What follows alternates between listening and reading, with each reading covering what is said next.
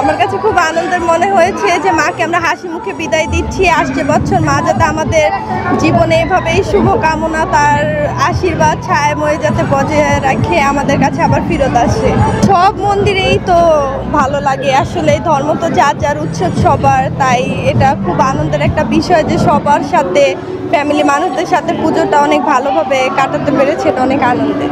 এটা আসলে রাধা কৃষ্ণর প্রেমকে অনুসরণ করে বা ফলো করে যে যার প্রেমিকের সাথে আসছে।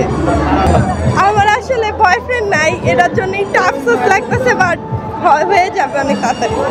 না, মা দুর্গার কাছে বলেছি যে আমাদের উপর তার আশীর্বাদ যাতে বজায় থাকে, আমি যাতে আমার ফ্যামিলির সব ইচ্ছাগুলো পূরণ করতে পারি, আর সুন্দর দেখে যাতে একটা বর পাই।